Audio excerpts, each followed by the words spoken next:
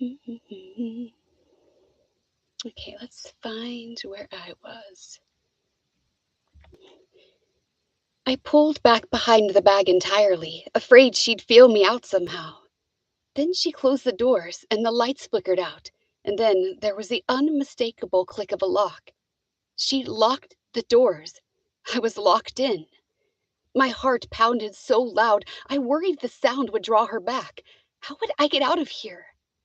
I waited in the darkness for a breathless amount of time. But even with no lights, the armory wasn't total darkness. The sun dipped down below the horizon, but I still didn't move. Eventually, the moon came out, lighting the interior of the room again. I was certain it was safe now. I rose and walked to the door, then examined the locking mechanism between the doors. I put my hand on the door, leaning closer, and the mechanism unlocked. I jumped back, surprised, and then I realized the lock was meant to keep people out, not in. I could get out. I stepped into the dark hall and closed the door behind me. Someone might notice the door wasn't locked in the morning, but the blame would not fall on me. My hand brushed against the dagger tucked safely in my waistband. Never again would I be without it.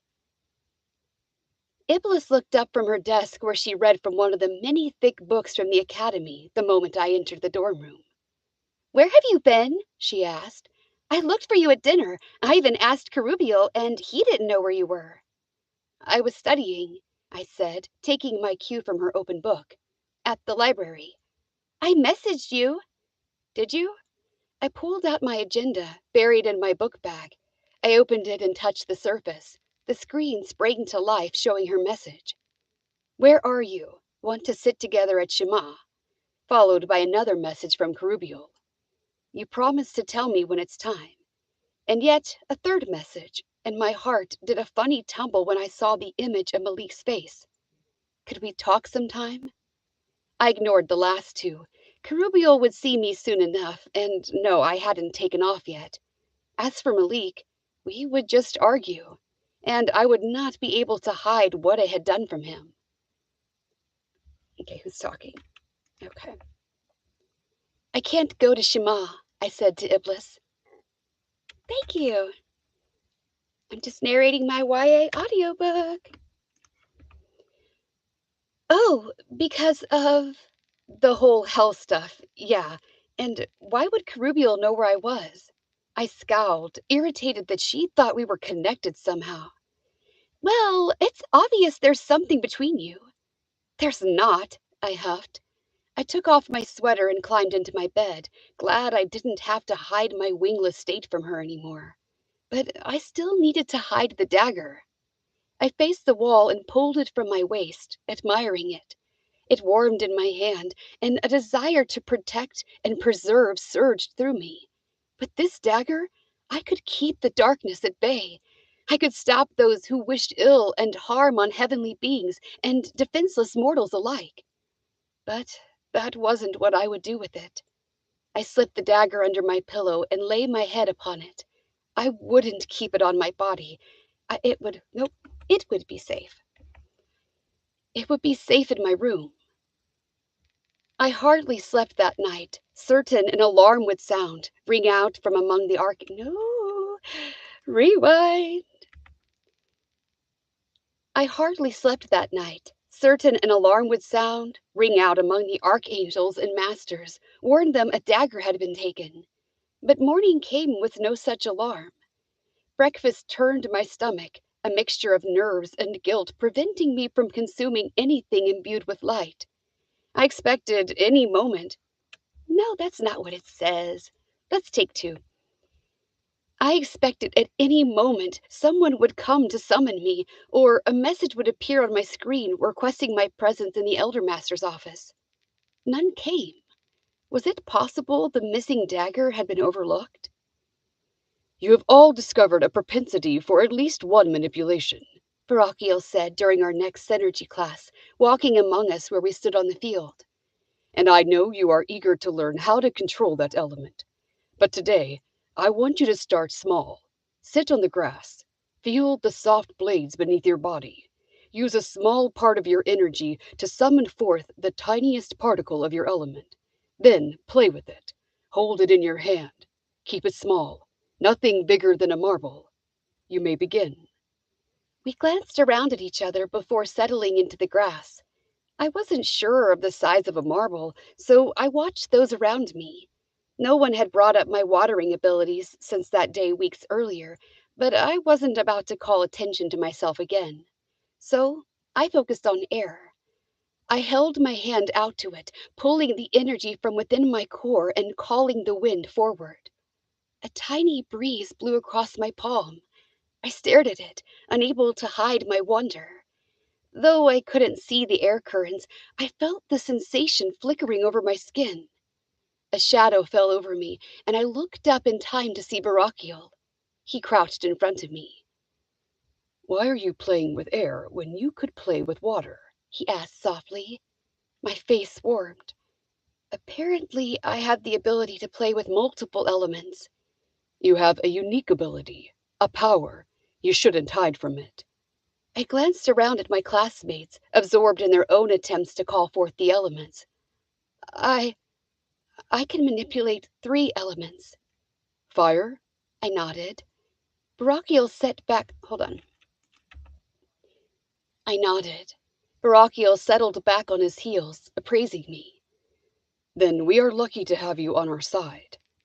"Can all the Forsaken master the elements I have?" Ah, that's not what she says. Take 2.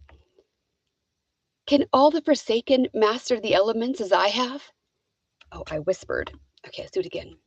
Take 3. "Can all the Forsaken master the elements as I have?" I whispered, barely breathing out the words. I hoped no one could hear me. "Usually the renegade angels are only able to manipulate water," Barakiel said. Ah, mother of pearl, matching my tone. So we gotta take it back. "Usually the renegade angels are only able to manipulate water," Barakiel said, matching my tone. "But clearly you are not the same as them. Don't be afraid to experiment with the other elements." I nodded, encouraged by his words. I extended the fingers on my left hand toward the dirt, and this time I intentionally called up water from within the ground. Drops of moisture gathered at the surface of the soil, and then they floated up to my palm in tiny droplets. And then they floated up to my palm in tiny droplets. The water was crisp and cool to the touch, and I marveled that I could feel it. I rolled my palm over and let the water float into the air. A tiny vortex whipped around my hand. I dipped my fingers into it, running my fingers around it. Then I envisioned it shaping into a ball of water and air. It reformed, coalescing into a ball the size of a grape. It hovered just above my hand, almost touching me, but not quite. I looked over at Elblis? Iblis. I looked over at Iblis and was not surprised to see her manipulating the air, several blades of grass rolling around in the air. That's not right. I'm misreading this line. Hold on, y'all. Curds of... Bing! Aha. Okay. I looked over at Iblis and was not surprised to see her manipulating the air. Several blades of grass rolling around in the air current she held in the palm of her hands. She looked up and met my eyes, and she smiled. I couldn't help returning it. I felt a surge of satisfaction at my ability to do this task as well as her, perhaps even better than many of our classmates. Sorry, who's talking?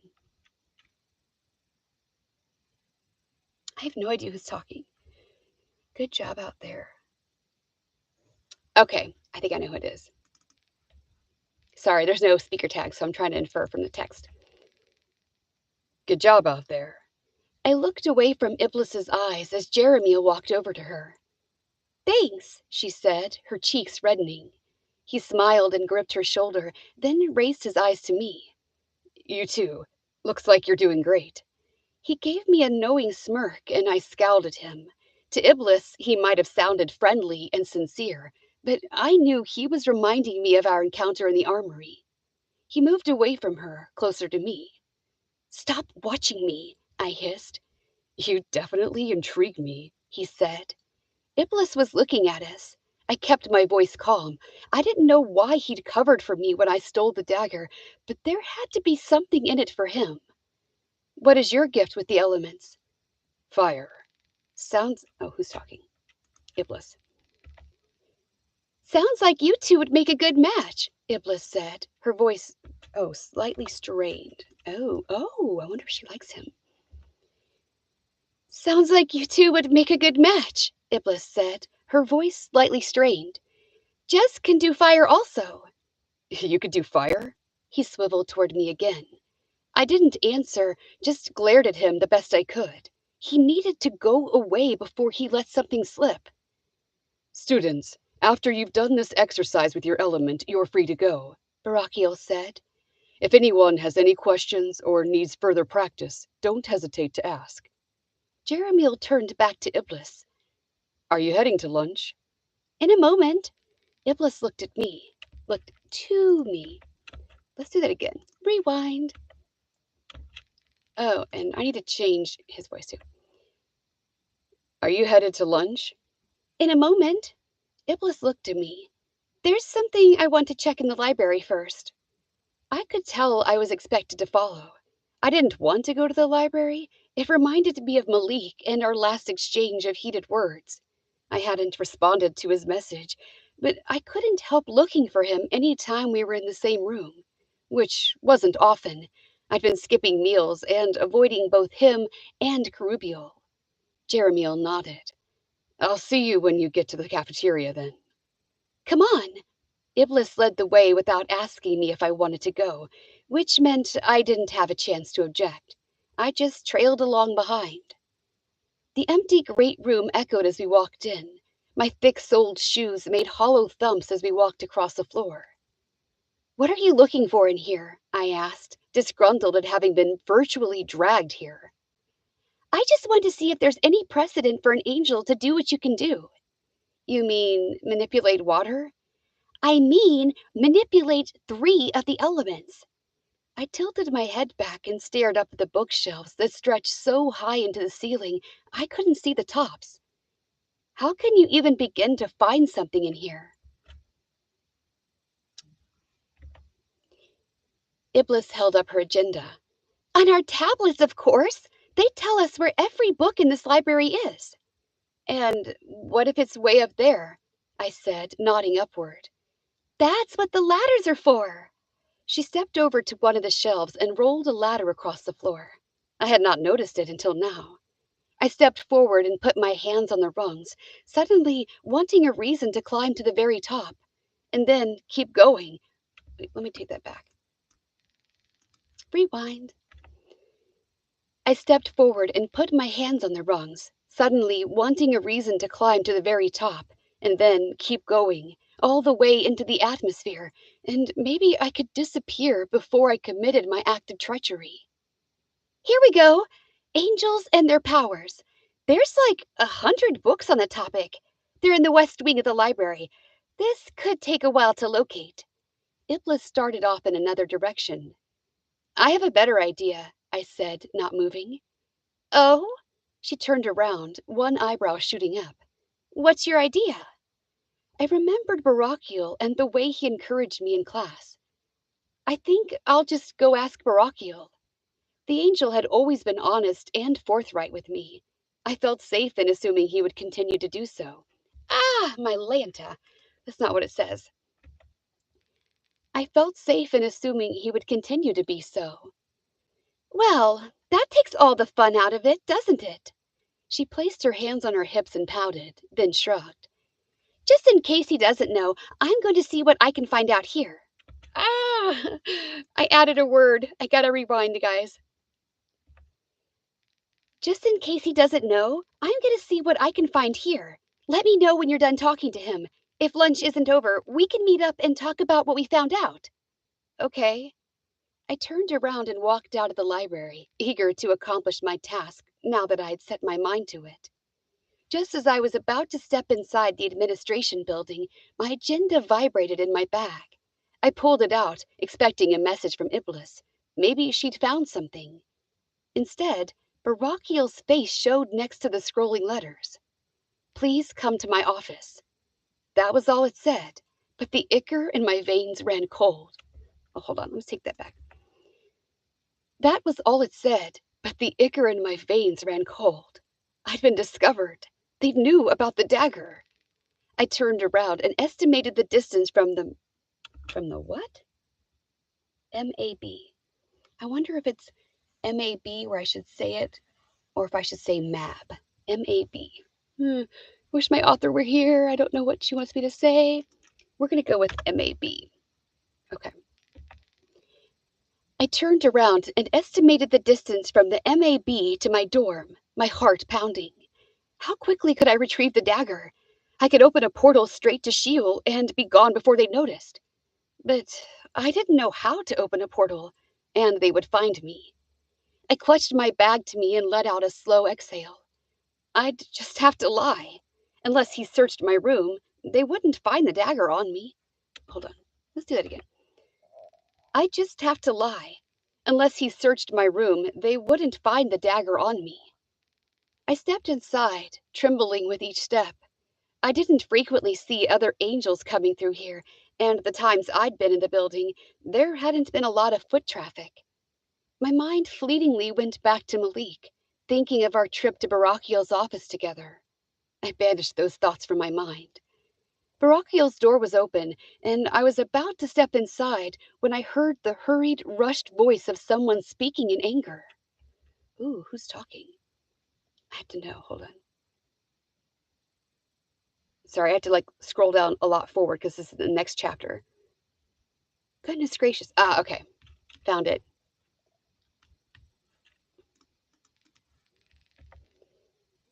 There is an evil in her. I feel it every time she's around me. Okay. And that is the end of the chapter. So let me export it and save it. Okay. Hi. Just saving this to my drive. Okay, chapter 27 is done. Okay, saving now. And I'm going to start a new file. I use Studio One as my DAW, and I love it. Okay, 28, Guardian Angel Academy. Can I spell? Chapter 28. Okay. Chapter 28. The female voice whispered out harsh and angry, and I froze. There was no doubt in my mind that she was speaking about me. I know your feelings. We have felt the same as you. But I promise, there is a purpose far greater than you or I can imagine for her presence here. There can be nothing that justifies bringing such corruption into our holy realm. Mind your temper, Ingram. Barakiel's voice came, soft and gentle. You do not know of what you speak. Remember the prophecy. The illegitimate girl, so high, high, not low. The late return will make the grieved ones contented. Silence followed after his words, and then she hissed, Do you think she's the one? I am watching the signs. Do not let your anger blind you. There was much suffering in the past, but not only was she not the cause, she was not even there. That's not what it says. She wasn't even there. You must keep your emotions about you. She was in the armory. I know she was. I could smell her. I do not doubt you, Barakiel said. And yet you do nothing. What is she about? You should find out. I've been given specific instructions to let her be. A stunned, hushed silence followed his pronouncement. And then Master Ingram said, her voice sounding strangled, To just let her be? Yes, just like we do with the humans. We can aid, we can protect, we can advise. But in the end, what is going to be will be. And this comes from... And this comes down from the courts? From the Father himself. I clasped my hands over my mouth to keep from gasping out loud. I backed down the hallway, not because I didn't want to hear more, but because I was afraid the very beating of my heart would be audible. The words pounded in my head. The father himself? He was aware of me? It was inconceivable that he was not only aware of my presence here, but that he had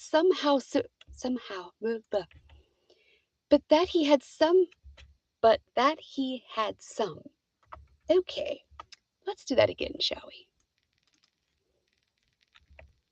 Okay. But that he had some superior plan for my life. Me, a forsaken, no worse. I was not even one of his creations. I exited the administration building, my feet tumbling over one another. I could not ask Barakiel my question right now, because it had morphed into 100 others, and I wasn't sure which was most important. One nagging thought came back to me. Why had Elder Master Barakiel summoned me? If not to confront me about the dagger, why? Had he wanted me to overhear? And if so, what did that mean? My agenda dinged again as I approached the library, and I pulled it from my bag, my hands shaking so bad I struggled to open it. Was it Elder Master Barakiel asking if I'd heard? It was Malik. I would really like to talk to you. There are things I would need to... Let's take that back. There are things I need to say. I read his message 3 times, taking deep breaths to clear my head each time. Did he wish to berate me some more? To tell me off for good this time? No, let's do it again. Sorry, hold on. I'm taking it back.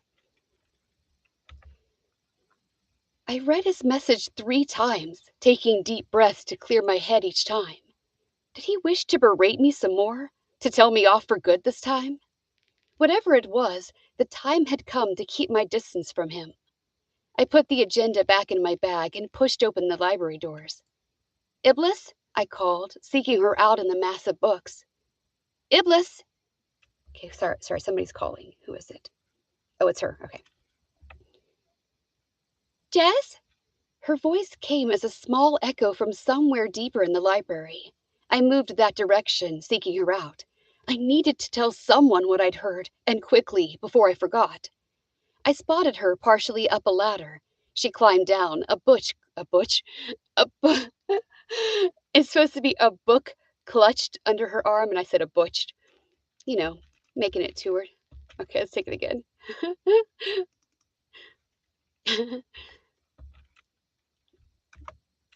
All right. I spotted her partially up a ladder. She climbed down, a book clutched under her arm. I found this one, she said as she descended. It talks about angels and their abilities. It's called Angelic Abilities Through the Ages. But I'm not sure if it will be as specific, so there's another book listed in my tablet that has case studies, but I haven't had a chance to look for it yet. What did Barakiel say? You're back quickly. I shook my head. I didn't really understand. He said something about He said something about the fulfillment of a prophecy, something about revelations. She jumped the rest of the way to the ground from the 3rd rung of the ladder. Prophecies? Revelations? Seems like an odd thing to say to you. He didn't say it to me. I overheard it. Did you talk to him at all? No. Tell me what he said. I narrowed my eyes, trying to remember the exact words.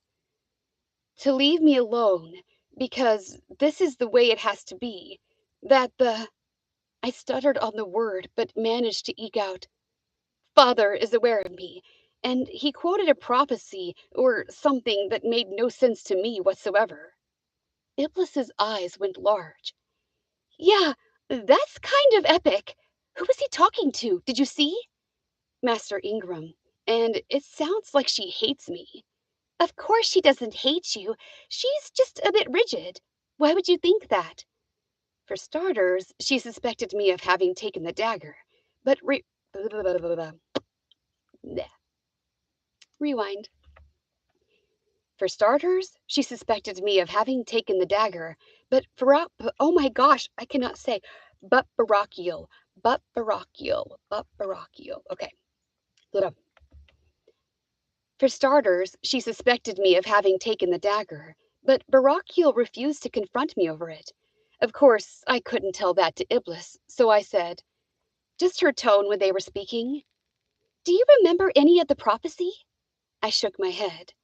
"No, something about an illegitimate daughter and contending." She mouthed the words to herself. "What does it mean?"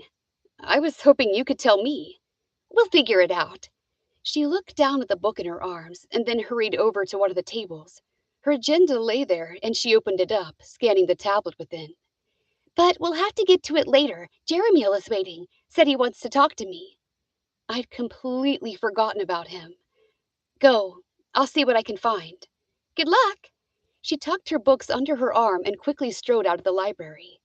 Then I was alone, in this place that reminded me so much of Malik. I spun in a slow circle, taking in the rows of books. The sheer amount of knowledge in here was overwhelming. Oh, that's not what it says. The sheer amount of knowledge in here overwhelmed me. I approached a table and slowly sank into a chair, trying to imagine where I would begin. I'd never done any sort of research before, and my reading skills were still elementary. I remembered the book I'd started back in my dorm. I could continue with that one, but now I had more. Wait, but now I had more I wanted to understand. Okay. Sorry, I gotta redo that sentence. And it'd be great if I could find my spot. Okay. Okay, here we go. I could continue with that one, but now I had more I wanted to understand, and I wanted someone to help me with it. I opened my agenda, waking the screen on my tablet, and pulled up the messaging program. I had keyed in Malik's name before I even realized it. No, I couldn't be around him, but he would be able to help me. But he won't help me, I reminded myself, no matter what he was capable of. Who else was there? Carubiel? I dismissed the idea almost immediately. He was a little too eager, and I didn't trust him. Jeremiel. Well, he was with Iblis now, and I didn't want to pull him away from her. He always seemed to. Ugh. He always seemed calmer around her, and he felt like a loose cannon sometimes. But maybe after school. I hesitated as I spelled out his name, and not because I wasn't sure of the letters. I didn't want to reveal what I'd overheard. I needed to get his help without arousing his interest. His face popped up in the receiving line, and I slowly wrote out, "Can you meet me at the library after school?" The words came easy. Rewind. The words came to me easily, the spelling more natural. It took a few moments, but then he responded, "Yes, I'll come after class." I checked my schedule to see what class I had next. Creations. I could go early, since nothing I'd created thus far had turned out correctly, but that only made me want to skip the class entirely. I left my agenda on the table and walked along the back wall of the library until I found a shelf with long, colorful books no thicker than my pinky. I sat down and pulled one off the shelf. The child in the cover sitting next to a large bear indicated this was a book for kids. I couldn't help but smile as I opened it, imagining a young human listening to this book at the feet of its mother. Mother. I'd had a mother. I took a deep breath, trying to still my thoughts before they went there. The thought of her dredged up. Oh, hold on. The thought of her dredged up emotions I couldn't control.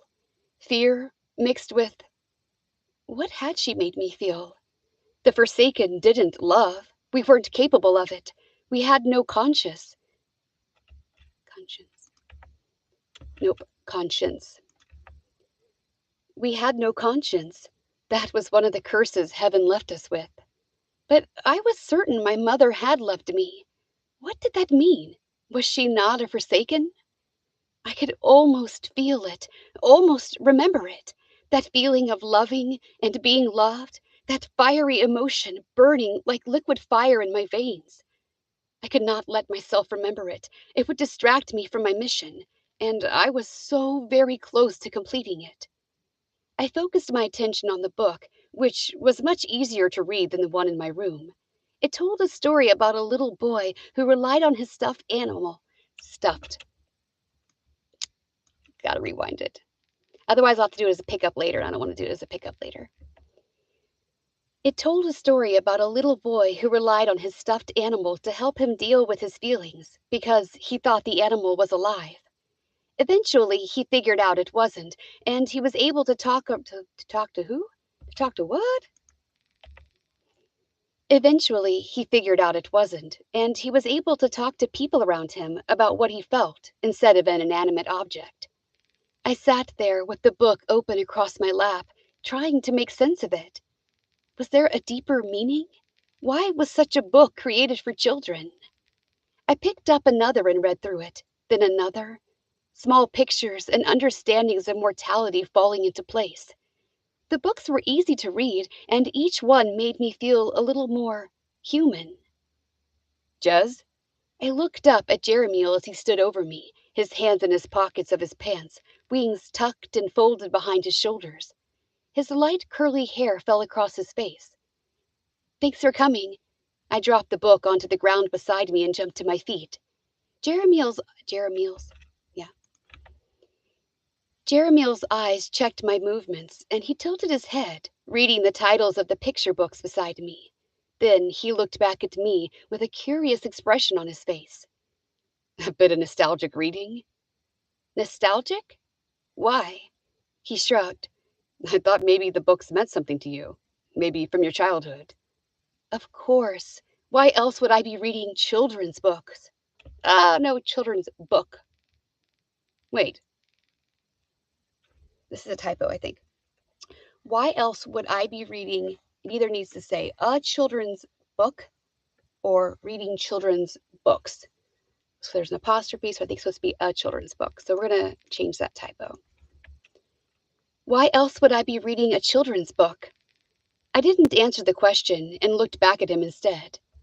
Sorry, I had to turn off live um, invites. I can't. I'm so sorry. Because if I have somebody come and join me live, then whatever sound you make will go into my mic. And this is the actual recording for the audiobook. So I can't have anybody join. Sorry. I need your help. I want to research something, but I don't know how. I've never had to do research or use the library, and I'm not sure how to begin. He nodded. Sure, right. Well, I'm not the best, but I do know the theory behind researching. That was several steps ahead of me. I appreciate it. What class is it for? If I told him it wasn't for a class, he would only be more intrigued by my personal choice. Nope. I changed the word order. If I told him it wasn't for a class, he would only be more intrigued by my choice of personal study. So I said, History? That's the hard class. You must have a pretty... I'm adding words. That's a hard class. You must have a pretty big essay to write for it. I just nodded. I'm supposed to be looking at prophecies and revelations. That's pretty broad. Jeremiel pulled out his agenda and moved the stylus over the screen. What kind of prophecies? I don't really know. Well, Jeremiel gave a short laugh and shook his head. No wonder you're not sure how to get started. He swiveled his screen to show me. These are all the books in this library that mention prophecies. Wow, I murmured. The list scrolled off the screen, and I realized there must be hundreds. Can we pick one? No, can we just pick one? Rewind. Can we just pick one? Go for it. I touched a title on the screen, and it grew larger. Jeremiel turned down an aisle, scanning book spines. He had to move a ladder and climb up a few rows, but then he retrieved a book and brought it down for me. No, brought it down to me. He had to move a ladder and climb up a few rows, but then he retrieved a book and brought it down to me. Here you go. I thumbed through the book. Okay. Yeah, you look about as thrilled as I do every time I get a homework assignment. He gave a short laugh. I've never been in the habit of doing them. I scanned the table of contents. The book was broken into 3 parts: prophecies about humanity, angelic prophecies, and prophecies about the end of times. I moved to a table and sat down. Why? Seems like a waste of time. When would I need the information? He rolled his eyes.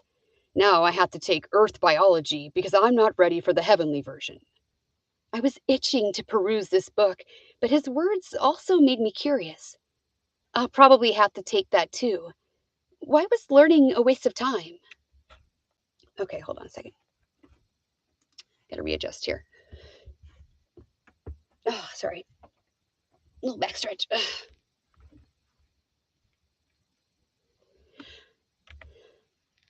Jeremiel settled across from me, leaning back in his chair and playing with his stylus. I had my family to take care of. I needed money, not knowledge. I knew about the desire for what? What is this word? I don't know this word, y'all. And obviously I missed it in my book prep. It's obviously the root word for lucrative. Okay, lucre. So I'm right. Okay.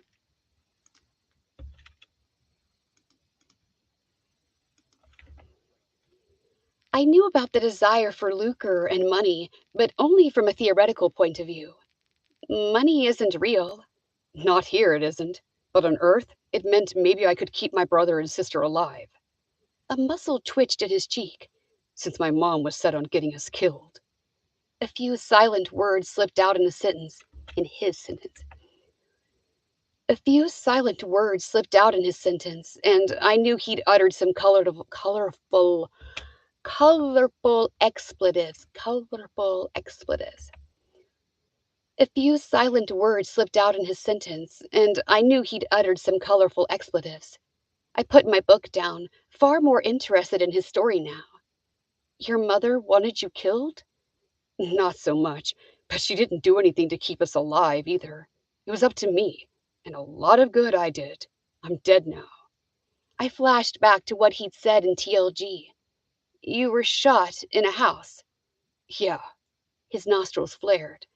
It was supposed to be a quick job, one that would arrange my family's safety for a few months. Instead, I died. I was worse than my mom. The anger and helplessness glistened in his eyes. I felt for him, but it was an opening, an opportunity I should not neglect. I swallowed hard and said, there might still be a way to help them. He met my eyes. How? I lowered my voice. The angels are not the only spiritual beings with the power to visit Earth. Other beings are even more powerful and have great sway with humanity. So far, every word I'd uttered was a truth. The fallen could control a mortal. All they needed was the mortal's name and free will, and the fallen could feed off the underling soul, gaining enough of a semblance of a physical body to interact with humans, to threaten them and manipulate them. He held my gaze steady. You have a way to get to Earth? I nodded. I might not have the power to open a portal to Earth, but I knew who did. Does this have to do with that dagger you took? I sucked in a breath. You haven't told anyone about that, have you? Sorry, I lost my place. Of course not. His eyes gleamed and he leaned forward. My brother's still alive, right? Like I knew. Have you seen him here? No. Then, I shrugged. Jeremiel settled back, looking satisfied, and I hated how easily humans. No, Jeremiel settled back, looking satisfied, and I hated how easily fooled humans were. So, what's the plan? He asked. I don't have one yet. I closed the book of prophecies and tucked it under my arm. But I will let you know when I do. Hope and anticipation gleamed in his eyes. That expression used to mean fulfillment and satisfaction for me. But now, something wholly unpleasant twisted in my gut. I pushed off from the table and left the library. I couldn't change anything about this situation. Okay, I need to take a drink real quick.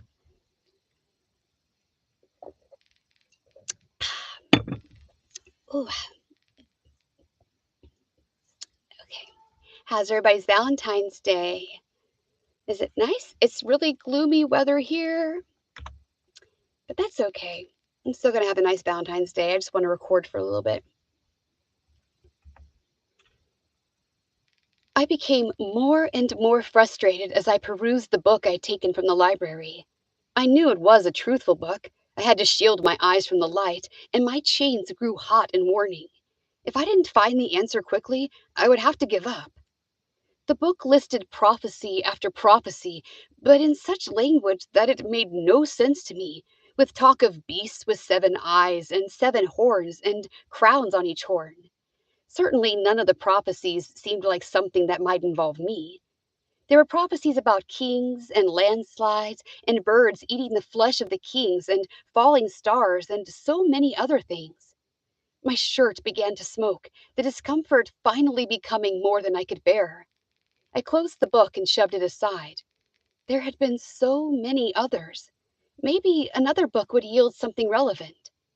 It would have to wait. Though the other students were at Shema, I didn't want to return to the library yet. I'd sneak over at breakfast and get what I needed before class. I hurried through the line the next morning, grabbing a yogurt. I could eat this while I walked to the library, and I wouldn't have to waste any more time. Or sit at table D with my dorm mates and pretend we were all still friends. The moon had almost, hold on. The moon had almost finished its cycle, and Hasetan would call me to report any day now. I would give him the dagger, and my betrayal would be, I would give him the dagger and betrayal would be known. I would give him the dagger, and my betrayal would be known. The more I distanced myself from them, blah, blah, blah, blah, blah. Take two. The more I distanced myself from them, the better. I made it out the doors and nearly to the fountain when a voice called out to me. Mother of pearl! That is not what it says. I made it out the doors and nearly to the fountain when a voice called after me. My heart stopped at the sound of Malik's voice. For a moment, joy burst into my chest, sending flutters of happiness through my body. Then I remembered the way he treated me at our last session. I stopped in my tracks and spun around, anger rushing through my veins. What? I said, moving toward him, holding. Hold on.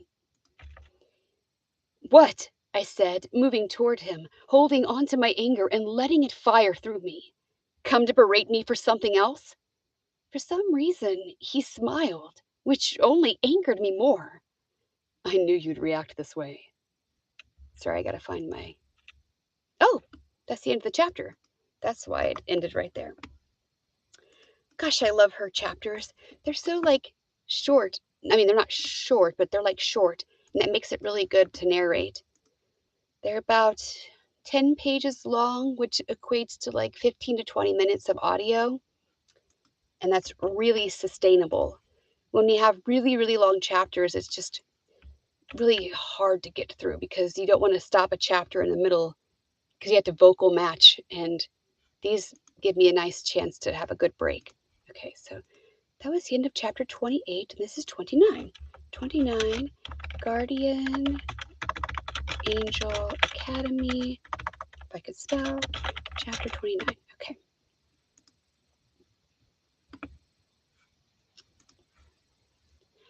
Hey, Derek! Hello!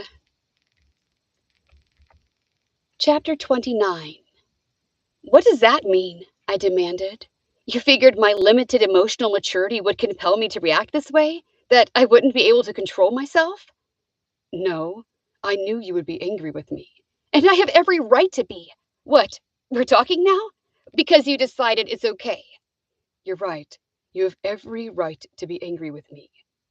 I hadn't expected him to apologize so readily, but I wasn't ready to let him off the hook so easily, even if a part of me, some weak, wannabe human part, whimpered and whined, anxious to be back on speaking terms with him. Well, I'm glad you figured that out. I have to get to class. I whirled around. Jez. His hand shot out, and he nearly clasped my arm before remembering me and withdrawing. Do you know why it bothered me so much? I swallowed against a sudden closing in my throat. I don't even know what bothered you so much, I hissed. I'm not sure which of my crimes offended you enough to consider me beneath your approach. Or maybe it's instinctive for you. Oh, for you angels. Rewind. Or maybe it's instinctive for you angels to hate the forsaken. You found out who I am, and now I'm worthless in your eyes. He blinked at me, and something that seemed awfully like pain and regret flashed through his eyes. You're wrong. Wrong? In what way? Malik moved past me to the fountain and sat down on the wall. Come sit and I'll explain. I followed, a slow burning. Nope, that's not what it says. I followed, a burning need to know urging. I followed, a burning need to know urging my feet. Okay, sorry. Sometimes punctuation in me. I sound very narratory. I followed, a burning need to know urging my feet forward, even when my mind told me to walk away. The more distance between us, the better. I sat beside Malik, close enough that I could see flickers of his aura brushing the fabric of my pants.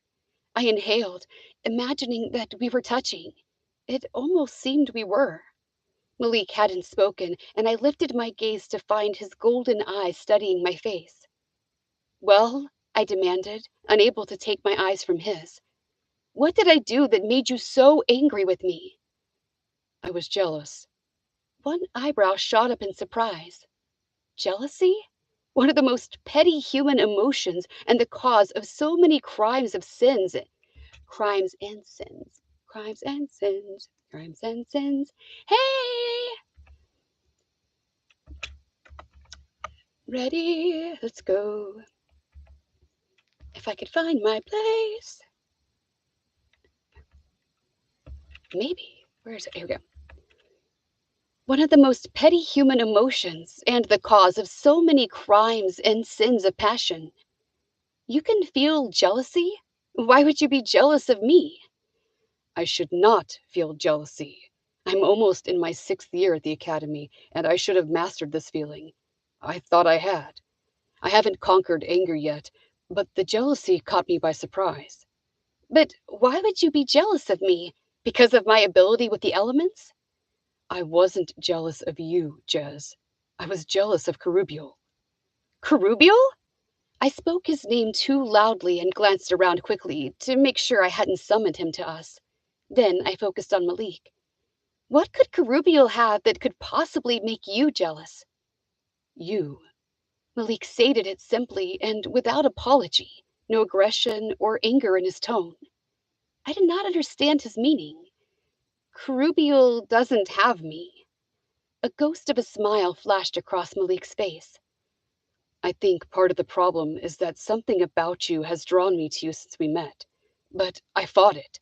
It seemed wrong because of who you are. It took me a while, but I realized I was wrong to judge you for that. Men don't like to be blamed for the fall of Adam, and yet here I was, blaming you for the fall of Hasatan.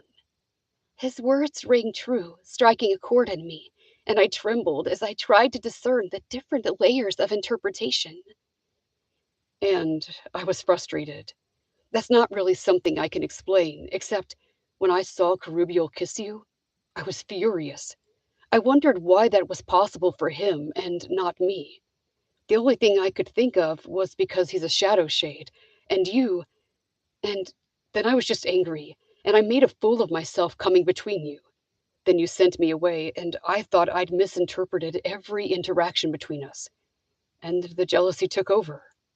He had no right to kiss me, I said, remembering that moment with revulsion. But he did kiss you, and I can't even touch you without hurting you. You're the one I want to touch, I said without thinking. I recoiled at my words, realizing perhaps I should not say such things out loud. My eyes tracked along to the black wings behind his shoulders. I've wanted to touch you since the day I saw you. He let out a breath. So, there is a connection between us. I met his gaze, not sure how to answer that. But you weren't sure, Malik said. So you sent me away. You wanted to explore a relationship with Carubial. Is that it? I just blinked at him. I didn't know what he was talking about. Sorry, who's talking here? Oh, it's him. Sorry, stand by. And that's your right. And I acted like an... His last word vanished with no sound, and I arched a brow, curious what he said. I should have given you your space to decide who you want to be with. Finally, something that made sense. Who I want to be with? I would never choose to be with Carubial. Then why did you kiss him? How did he do it? I shook my head, feeling some of the residual panic from the memory of the pain his touch had caused. It was agony to my soul. I clenched my fists into my hands. Nope. Reverse. I clenched my hands into fists and stared at Malik. I wanted to destroy him for hurting me so much. Malik sucked in a breath. So he can't touch you either? Of course not. No one can. Malik looked down at the bench where our thighs were nearly touching. Your aura is touching my leg. And yours is touching mine. He looked at me and gave a twisted half-smile. At least our auras can touch. Was it humor I detected in his voice? I couldn't help returning his smile. You are more like us than you realize, he said. So, I said, my tone soft, an unfamiliar nuance in my voice. Are we friends again? Malik scooted over a bit and put his hand on the bench. Put your hand next to mine. I did, careful not to touch him. Malik spread his fingers, so close it seemed like electric sparks danced between our hands. Do you feel that? I caught my breath. You mean you do too?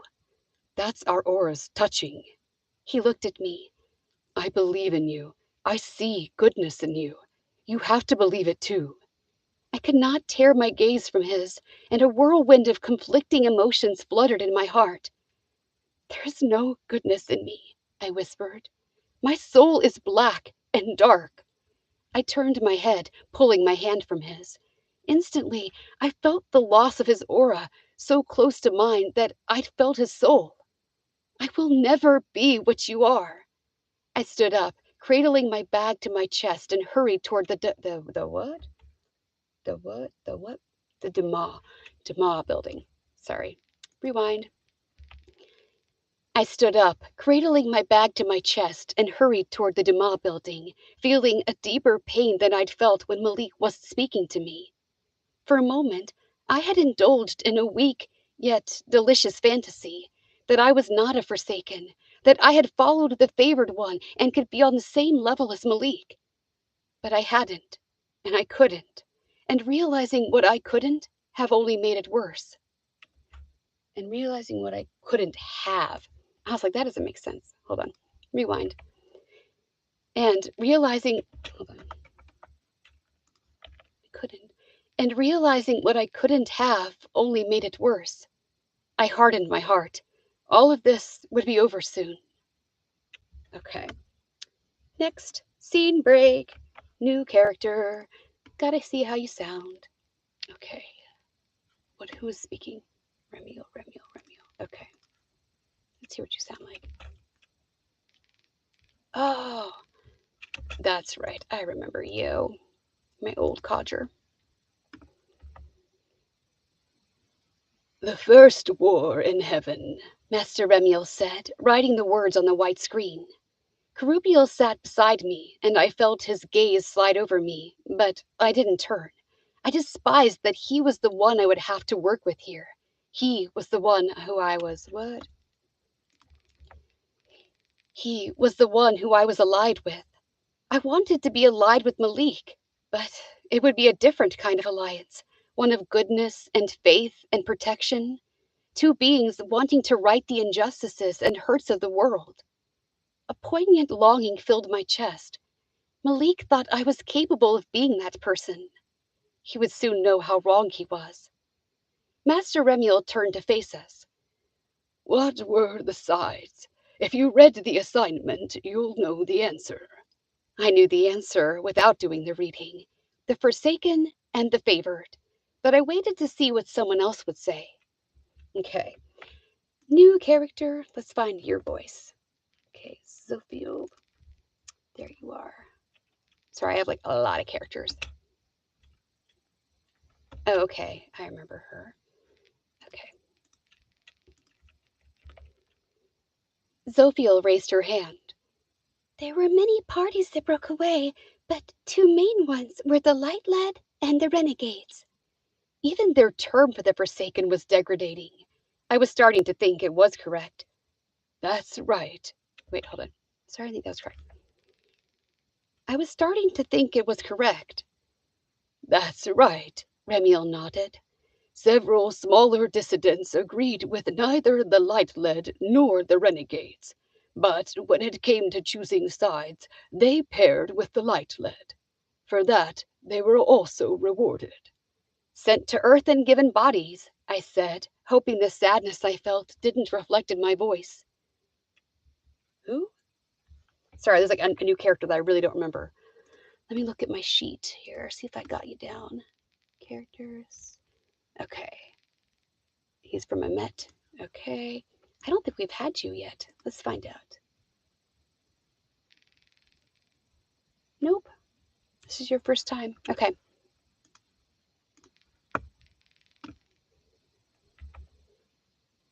Camille furrowed his brow.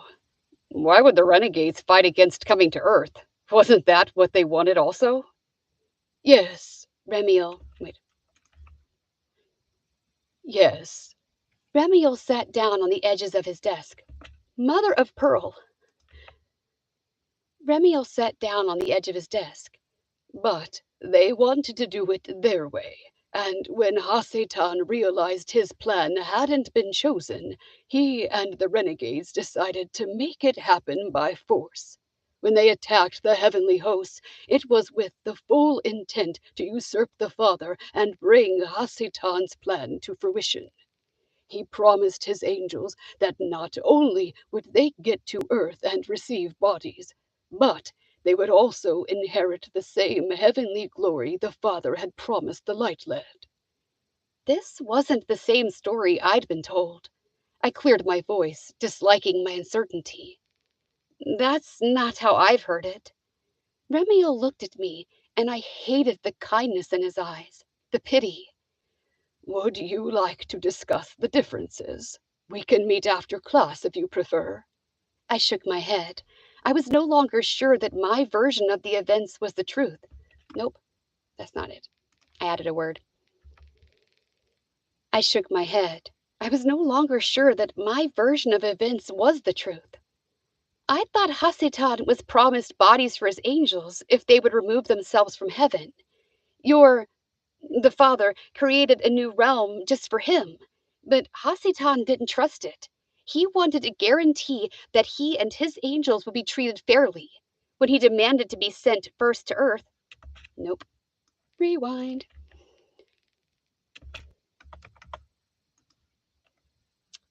Where is my spot? There it is. When he demanded to be the first sent to Earth as proof that he and his angels would receive the same treatment, heaven attacked. The archangels massacred his followers until Hassetan and the Forsaken retreated to Sheol. Once they did, the gates to heaven were forever shut against them. Okay, another new character. Who are you? I don't think I've met you yet either. Let me see my character sheet. A, B, C, D, E, F, G, H, I, J, K, L. Okay.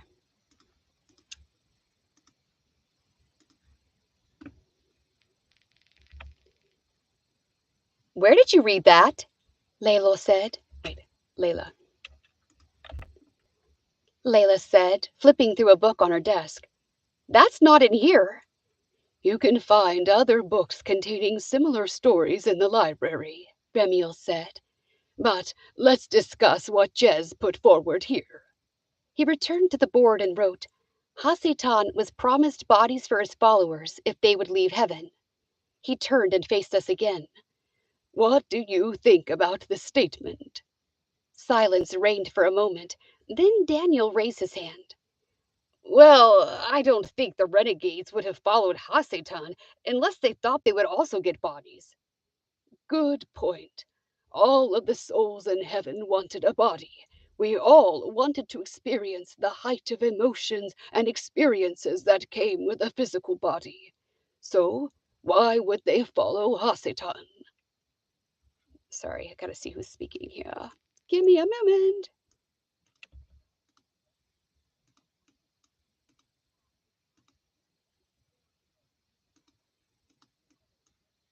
Hold on. Here we go.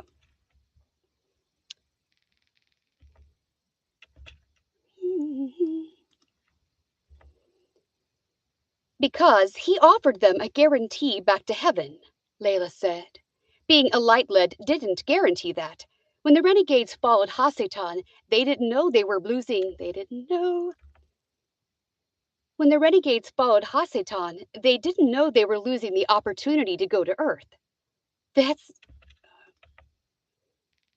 not so fair then, is it? I said, speaking up again. They should have been told what they would lose. Absolutely, Remiel nodded. Let's look at the other half of the statement. It implies that the father wanted them to leave Shamayim. Why would he want that? No one answered. I shifted in my seat.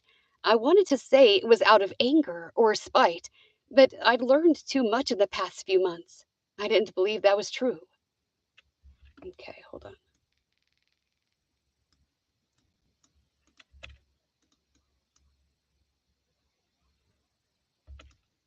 Okay.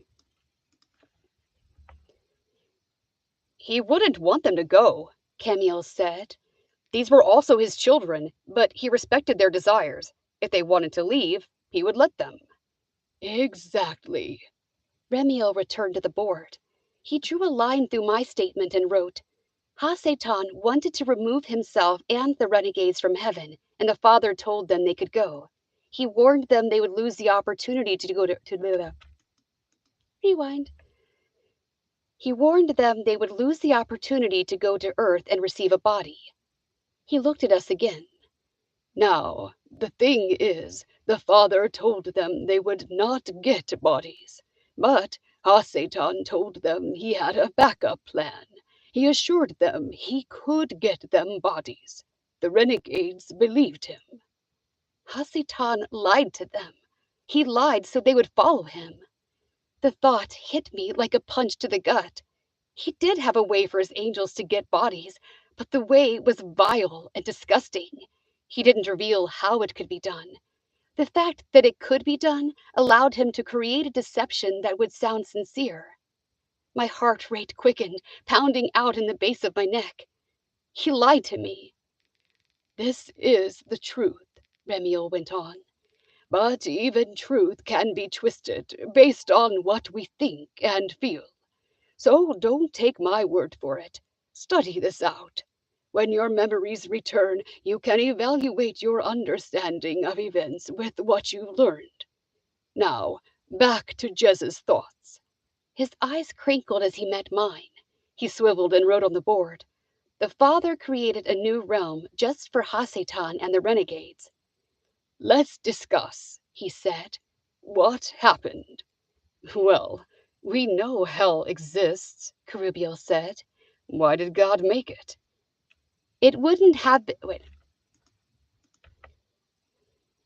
It wouldn't have always oh, she said slowly. Rewind. It wouldn't have always existed, Layla said slowly. There was no reason for it when we all lived together. Okay, here comes Israfile. What do you sound like, dude? Are you the guy trying to remember what you sound like? Oh, yeah. I remember now. Sorry, I've got like 60 characters or something with speaking lines.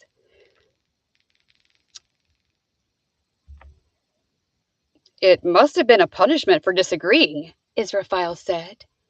Satan's pride was injured when his plan was rejected, Remiel said.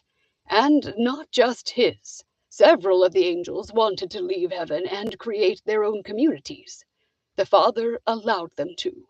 He created Arcadia and Sheol and several other locations for the angels to spread out while they waited for their chance to go to Earth. So, this one is true. Remiel wrote beside the sentence, the Father loved them enough to create a new realm for them. Okay, another character. Okay.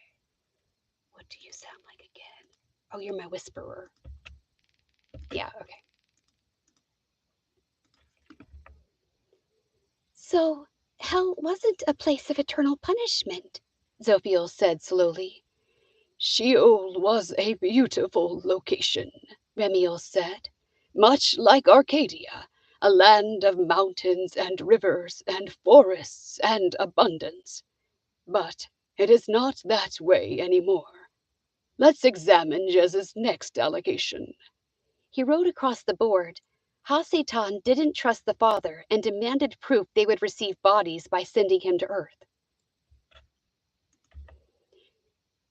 Well, we already know the bodies thing isn't true, Layla said.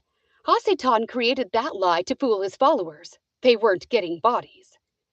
That's right, Remiel sighed. This entire statement, unfortunately, is a falsehood. It's a lie put forth by Hasatan to enrage the renegades, who call themselves the Forsaken, and make them feel they were treated unfairly. It was a thorn to motivate them to attack heaven and claim what they thought was theirs. I sucked in a breath and pulled at the hem of my blouse. My face felt hot. Everything he said made sense. Prickles erupted over my skin, and a tremble pushed up from my feet, vibrating all the way to my shoulders.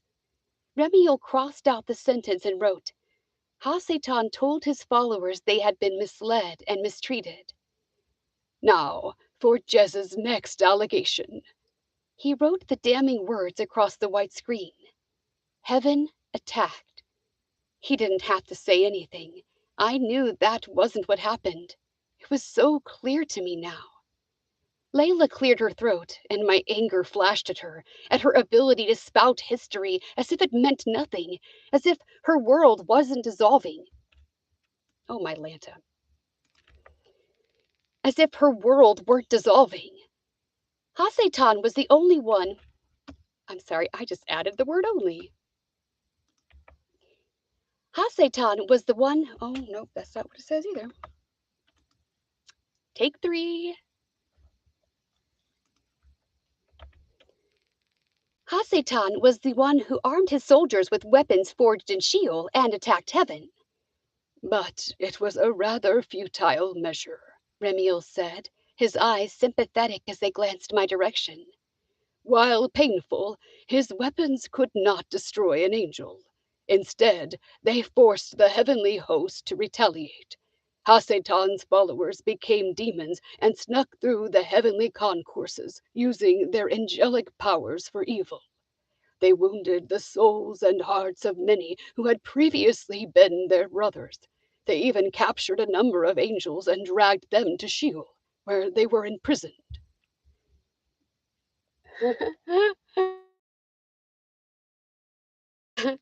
Flopped against my studio door and made a big noise. You okay, buddy? He's sleeping. Okay, where was I? The archangels were called upon to create armies and rescue the imprisoned. We created light-infused daggers to keep the renegades back. But as soon as they had been dispatched to Sheol, the renegades would claw their way back to heaven and begin the battle again. Who's talking here? Oh, still him. So the Father shut the gates. He renounced the heavenly state of the renegades and took from them their light. Sheol became a place of darkness. The last of the renegades were dispatched from heaven and banished to hell, where they became servants of Hasatan, used in his plan to deceive mankind and prevent them. Used in his plan to deceive mankind and prevent them from returning to heaven. We know them now as Temptare. Remiel walked to the board, crossed through the 2 words, heaven attacked, and wrote, Hasatan attacked and was defeated. What of? My voice cracked and I cleared my throat. What about the flaming swords? And that is the end of chapter 29. Hi guys, welcome to my audiobook narration. We're on chapter 30 of the Guardian Angel Academy. It's a little YA book about a demon who infiltrates an angel academy, hence the name. But she's conflicted. Okay, just going to start a new track here. 30, Guardian Angel Academy, chapter, if I can spell, chapter 30. Open my door for a minute. Temperature rose. It's 76 in here. When I started, it was like 67, so it's gotten hot.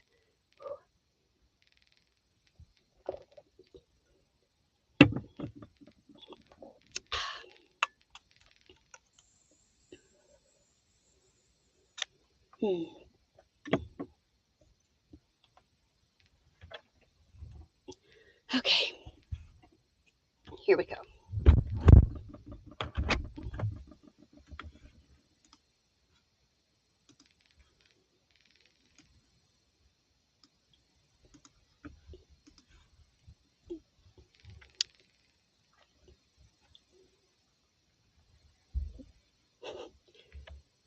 Chapter 30. Ah, the great swords of truth. Remiel settled back on his desk. What have you heard about the swords, Jez? That they destroyed and... Nope, that they destroy, not destroyed. That they destroy a demon's soul, dispel even his intelligence into particles of energy, and he is no more. Remiel looked out over the class. Was there ever an angel that you think most deserved to be struck down by a sword of truth? Who's talking? Hasitan, obviously, Zophiel said. He was the one who lied and started the whole thing. That's right. Remiel gave a patient smile. He was not the only one to dissent, nor the only angel throughout the eons to create havoc. But he was the master manipulator that cost the father a third of his children and continues to con man to his side even today. But if he deserves to be struck down, why hasn't he been? Okay, who's coming up here? Because God doesn't dare descend to hell, Krubiel said. Is that it? Remiel asked, looking out over all of us. He stood and wiped his hands on his white pants. Your assignment today is to write a 2-page essay on why you think Hasatan is still in existence and what the purpose of the Sword of Truth is. Use whatever resources you have at your disposal. Class dismissed. I stood slowly with the others, but instead of leaving the classroom. But instead of leaving the classroom, I approached Remiel's desk. He returned to the board and wiped it down, then faced me, as if he'd known I was coming. Yes, Jez. I couldn't wait to research and get some answers. I had to know now. He could cut Hasatan down at any moment. He could be anywhere in this universe that he wants to be, at any time. Remiel didn't blink. Are you asking me? No, I shook my head. Why doesn't he do it? Why do you think? I pondered the question. The light led on Earth would have a much easier life without Hasatan and the Forsaken, or the renegades. I added a word. Or renegades or Temtare whispering in their ears, taunting them and hurting them. They would be much happier, wouldn't they? Would they recognize peace without experiencing disharmony? It's all part of the plan, I whispered, and my heart twisted within me as Barakiel's words echoed in my mind. She's part of the plan. Father said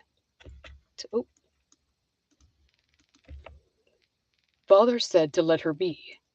I turned away, my eyes stinging. I was a part of this too. I faced Remiel again, one last question on the tip of my tongue. The swords of truth, do they exist? Yes, Remiel said, a hint of a smile on his lips. Have they ever been used? He shook his head, a slow backward and forward motion. Then why? Why do they exist? That, Jez, he said softly, is a lesson for another day. I moved as though in a daze. Wait, hold on. I moved as though in a daze from the Durham building toward my dorm. That was where I meant to go anyway, but somehow I ended up in front of the library. Changing my mind, I opened the door and pulled it open. As soon as I went inside, facing the rows and rows of books, I knew what I wanted to research: the sword of truth. I opened my tablet and found the function to search the library. My fingers trembled as I wrote out, "Sword of Truth." It quickly corrected itself, and I committed to memory the proper spelling of the word. To my surprise, only a handful of books were dedicated to the subject, and one was written by Master Remiel, of course. Did I trust him? I did. I moved through the rows until I found the appropriate book, and then I sat down on the cold floor and opened it, searching for answers. I wasn't a quick enough reader to start at the beginning, so I flipped through the pages, scanning.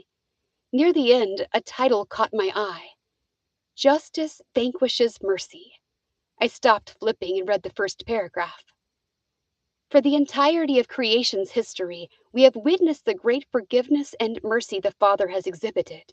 Time and time again, the swords have hung over the heads of the renegades and fallen as a tangible but unlikely threat. No demon or dark angel has ever been destroyed or cast out of existence. Yet, mercy has had the reins, and multiple chances have been extended. Rewind.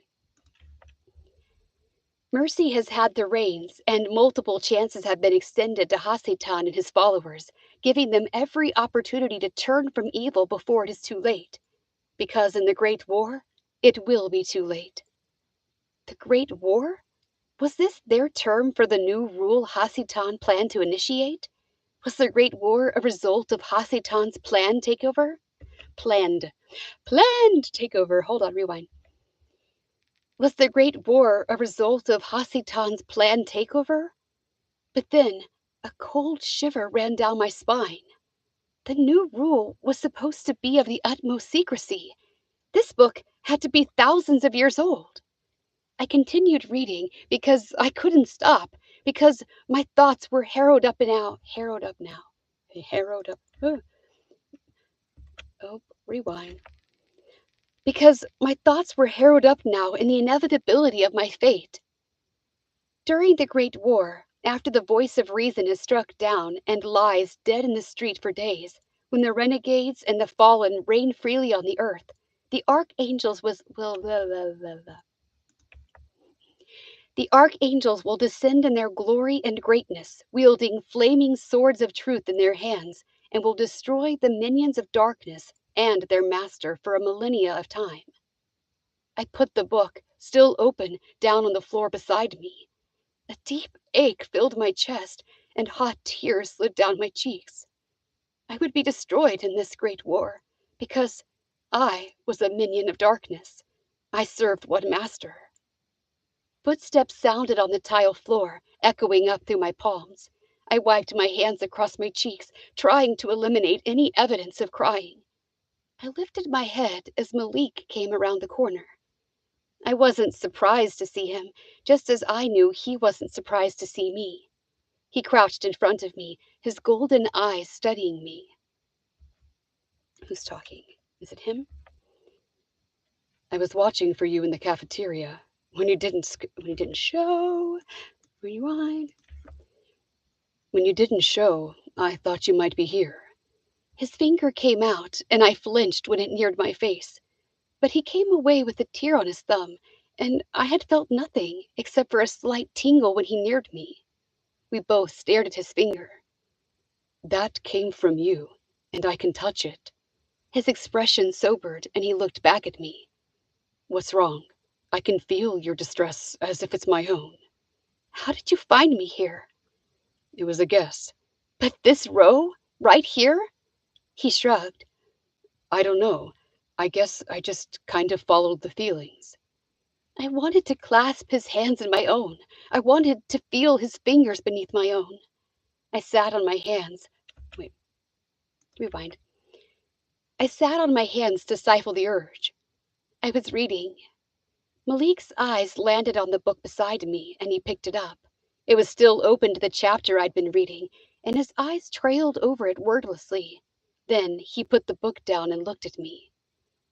Jez, this isn't about you. You're not one of them. Malik! I pulled my knees to my chest and wrapped my arms around them. You don't even know what I am. I am darkness. I am evil. This is my fate. There is no redemption for me. You're wrong, he said, his voice firm and confident. Redemption is available for everyone. I've watched it happen. Over and over and over again. We get the opportunity. You're no different. I shook my head. I'm completely different. You need to realize that. He would know soon enough, and then he would hate me as I hated myself. Hold on. I stood up and tucked the book under my arm, then headed for the exit. Jez, he called after me. I didn't answer, and I didn't look back. Okay, scene break. I went to my dorm room and put the book on my desk, beside the book of prophecies I'd brought back a few days ago. I fingered the spines of both of them. They held answers, but I wasn't sure if there was a point in me finding out the truth. It would change nothing. I still had to follow through on my orders.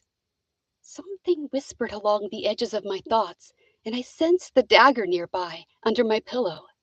I sat on my bed and retrieved it, then ran my finger along the sharp blade. I was careful not to prick myself. While the edges might injure an angel of light, they could dispatch the angel. Wait, they couldn't dispatch the angel. Hold on a second. While the daggers might injure an angel of light, they couldn't dispatch the angel. They were created to dispatch the angels who turned to darkness, to scatter their essence so the angel couldn't immediately come back and cause more harm. I wasn't an angel of light, and there was enough darkness in me that I feared what a cut from the dagger would do. Weapons class was next. I considered staying in my dorm. If we sparred with daggers, I wouldn't be allowed to participate. I couldn't fight in the hand-to-hand combat either, and first years won't allowed. I think it's a typo. I think it's supposed to say weren't allowed. So I'm going to read it how I think it should be read.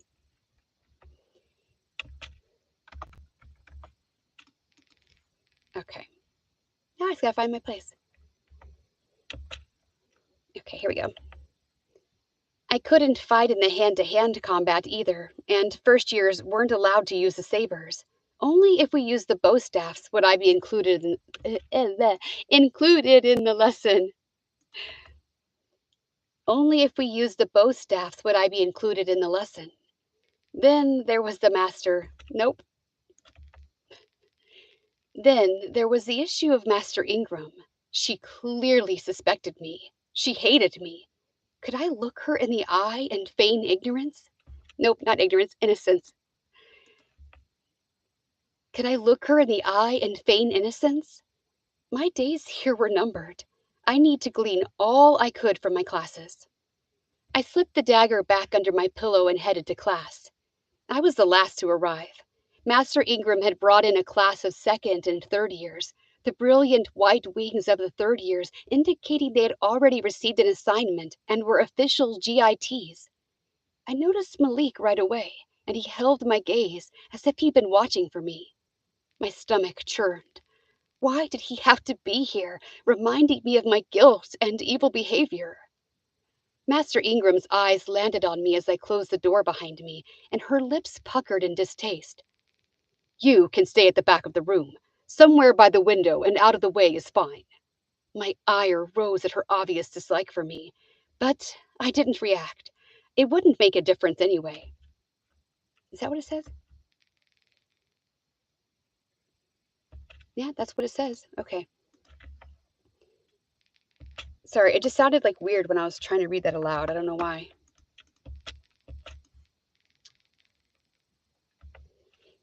But I didn't react. It wouldn't make a difference anyway. So I simply nodded and sat down on the windowsill. As I was saying, I have a few upper year students here to pair up with and show you some sparring techniques. We're not going to use the daggers today, just our hands. First, I'll show you a few stances and basic defensive arm motions. Renegades can't touch you, but Fallen can. I wondered if she would teach the 5 point now. While it required multiple angels, it was one way to dispatch a Fallen if the angels had no weapons, and vice versa. I stood in my spot by the window and mimicked her stance and posture. Good. I can see some of you bring experience from your Earth life. Any kind of martial arts or kickboxing or hand combat will be useful here. Now, first years, stay where you are. Second and third years, please find a student to spar with. Basic steps only. I should not have been surprised when Malik broke away from the cluster of students and approached me, but a ripple of delight flooded through me, especially after the way I left him. Especially after the way I left him at the library. I regarded him wordlessly as he approached. Partners? He asked. I'm not allowed, I said. Why? Because of who I am, because Master Ingram doesn't trust me, and because no one can touch me. You need to learn these things as much as the rest of us. Perhaps not. I would never be a guardian. Or perhaps I needed to know them more. I would be in the middle of a war soon. Malik moved his feet hip-length apart and brought both arms up. He bent them at the elbow and turned his hands into fists. This is a ready position, and it is the basic defensive position during hand-to-hand combat. I mimicked his stance.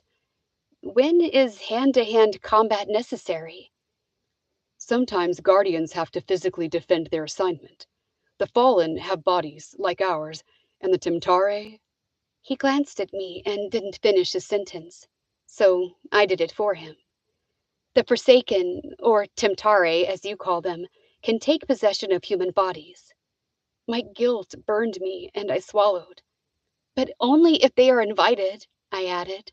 A Forsaken doesn't just go around taking over mortals. Sure, but a human body can feel an angelic blow. If we have to defend our assignment, we might need to protect them from a Timtari-possessed mortal. For ourselves, it's the Fallen we must watch out for, because they're on the same spiritual plane as we are. He cocked his arm at a right angle and swung it across his torso. This is a right hook, and it's as useful for us angels. Wait, hold on. Rewind. This is a right hook, and it's as useful for us as angels as it was on Earth. His grin was infectious, his presence filling me with a lightness I didn't deserve. I followed his moves. What about the daggers? Do we strike a Forsaken anywhere and they are dispatched? To be effective, to send the demons back to hell, the blow must be to the forehead. Anywhere else will wound a Timtare, for sure, take away their ability to use their powers of persuasion and darkness, but only temporarily. No, temporarily. But only temporarily. They can skulk and hide until they are healed. Same with the Fallen. How can you stab a shadow in the head? Timtari become more substantial as they feed. It becomes easier to get rid of them. I imagined holding the dagger in my hand, lifted high over the head of an angel. What if a dagger is used on an angel of light? What happens to them? They're wounded, just like when the dagger. Rewind. Just like when the dagger delivers a blow to a demon anywhere except on the head. But the daggers are designed to banish a soul to hell. That only works on demons. I can't imagine an angel of light could survive there very well. I imagined Malik and Shield, and I could picture how the darkness would bleed out his light. It would drink from his soul and tarnish his goodness. Nothing beautiful and pure could survive in Shield. Your thoughts are heavy lately. What is it?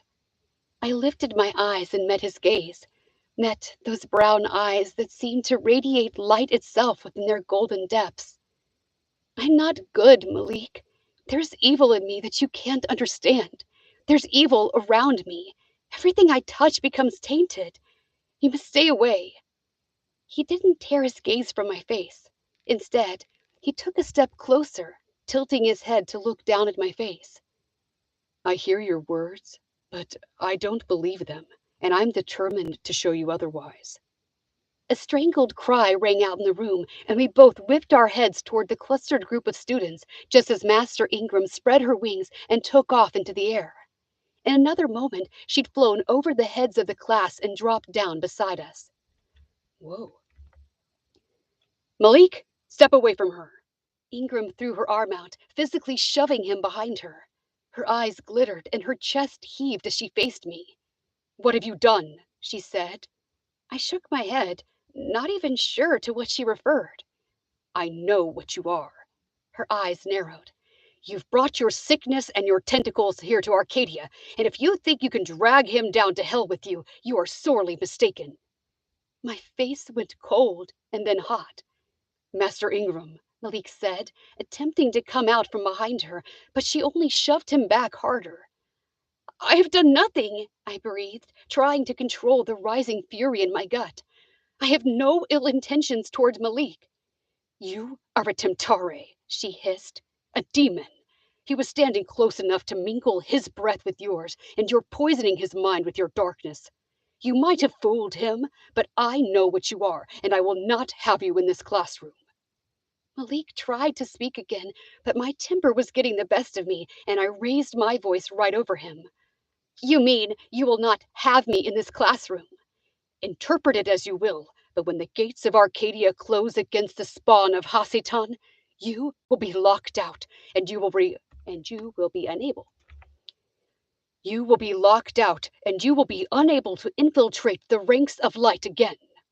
She had drawn a crowd. The entire class, including the upper-level students, had gathered around, and murmurs whispered through them. I sucked in a breath, and my hands hot, and I glanced down to see fire flickering around my fingers.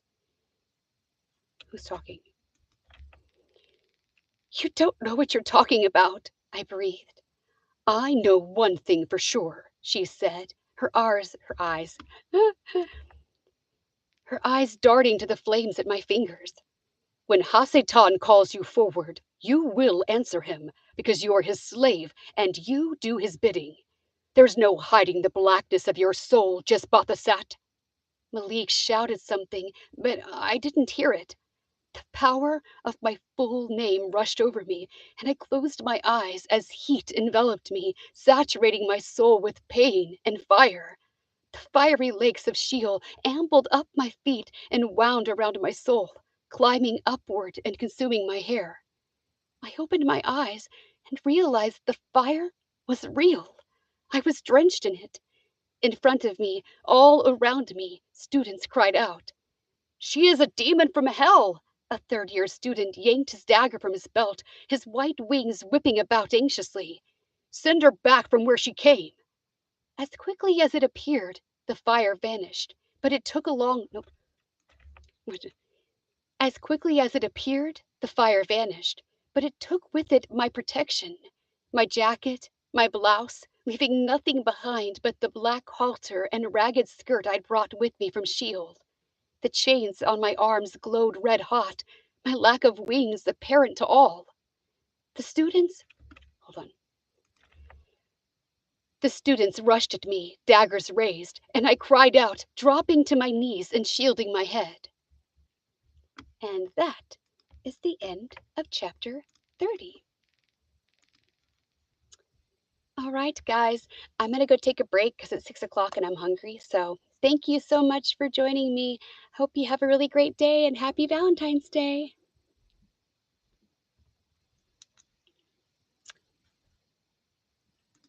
Bye-bye.